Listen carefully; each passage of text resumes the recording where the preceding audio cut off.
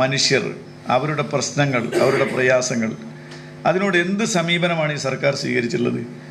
കേവലം ഒരു പുനരധിവാസം എന്ന നിലയിൽ കുറച്ച് വീടുകൾ നിർമ്മിച്ചു കൊടുക്കൽ മാത്രമല്ലല്ലോ.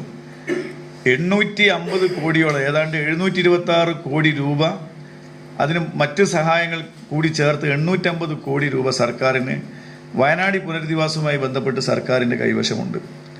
എന്താണ് സർക്കാർ ചെയ്തിട്ടുള്ളത്? 195 കോടി രൂപ പുന്നപ്പുഴയിലൂടെ ഒഴുകിപ്പോയത് നമ്മൾ കണ്ടതല്ലേ. പുഴ നവീകരണത്തിന് വേണ്ടി ഊരാളുങ്കൽ സൊസൈറ്റിക്ക് 195 കോടി രൂപ അനുവദിച്ചുകൊണ്ട് അല്പം JCB വെച്ച് ഒരാഴ്ച ജോലി ചെയ്ത് ആ പണം അടിച്ചെടുക്കുന്ന സമീപനം നമ്മൾ നേർക്കുനേരെ കണ്ടതാണ്. ഇപ്പം ഇവിടെ നടക്കുന്ന ടൗൺഷിപ്പ് നിങ്ങൾ പഠിക്കണത്. ആ ടൗൺഷിപ്പിൽ അതിൻ്റെ ബ്രഹ്മഗിരിക്ക് നൽകിയിരിക്കുകയാണ് അതിൻ്റെ നിർമ്മാണ ചുമതല, അല്ല ഊരാളുങ്കലിന് നൽകിയിരിക്കുകയാണ് അതിൻ്റെ ചുമതല. ആ ചുമതലയിൽ അവർ 1 കിലോ കമ്പിക്ക് 107 രൂപയാണ് കോട്ട് ചെയ്തിട്ടുള്ളത്. ഇത് കോട്ട് ചെയ്ത സമയത്ത് കമ്പിയുടെ വില പൊതുമാർക്കറ്റിൽ 40 രൂപയാണ്, ഹോൾസെയിൽ റേറ്റിൽ അതിലും കുറഞ്ഞ് കിട്ടും. ആ സമയത്ത് ബൾക്കായിട്ട് കമ്പി വാങ്ങിക്കൂട്ടി ഒരു വലിയ അഴിമതി തുറന്നിട്ടിരിക്കുകയാണ്. അതിൻ്റെ നിർമ്മാണം നിങ്ങൾ ശ്രദ്ധിച്ചോ? എല്ലാം ഫില്ലറിലാണ് നിർമ്മിച്ചിട്ടുള്ളത്. അത്രയും ബലവത്തായ ഉറപ്പുള്ള മണ്ണിൽ എന്തിനാണ് ഈ ഫില്ലറിൽ ഇത് നിർമ്മിക്കുന്നത്? അപ്പം കമ്പി ഏറ്റവും കൂടുതൽ ഉപയോഗിക്കുന്നതിന് വേണ്ടി വില കുറച്ച് കമ്പി കിട്ടുന്ന സമയത്ത് അത് ബൾക്കായി വാങ്ങി സ്റ്റോക്ക് ചെയ്ത്, എന്നിട്ട് ഇപ്പോഴും 70 രൂപയെ കമ്പിക്കുള്ളൂ, പക്ഷേ ഊരാളുങ്കൾക്ക് കൊടുക്കുന്നത് കിലോന് 107 രൂപയാണ്.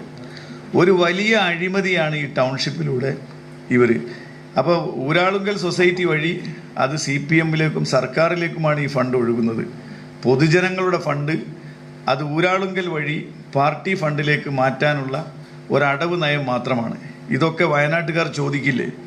ആ മേഖലയിലെ ദുരിതത്തിന് പ്രശ്നങ്ങൾക്ക് പരിഹാരം ഉണ്ടായോ? ഗുണഭോക്തൃ ലിസ്റ്റ് ഇന്നും ഫൈനലൈസ് ചെയ്തിട്ടില്ല.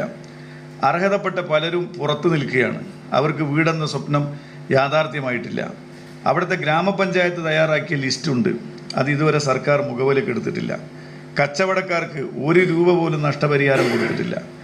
5 ലക്ഷം രൂപ വീതം ബഹുമാനിയായ നമ്മുടെ MP പ്രിയങ്ക ഗാന്ധിയാണ് വിതരണം ചെയ്തിട്ടുള്ളത്. അതിന് മുന്നേ മുസ്ലിം ലീഗ് 50,000 രൂപ വെച്ച് 60 ആളുകൾക്ക് നൽകി. ഗവൺമെൻറ് എന്ത് നൽകി? ഇപ്പോഴാണ് 1 ലക്ഷം രൂപ കൊടുക്കാൻ തീരുമാനിച്ചത്, ഇത്രയും വൈകിട്ട്. അപ്പോൾ അവിടെ നഷ്ടം കണക്കാക്കിയിട്ടില്ല, റവന്യൂ നഷ്ടം ഇതുവരെ തിട്ടപ്പെടുത്തിയിട്ടില്ല.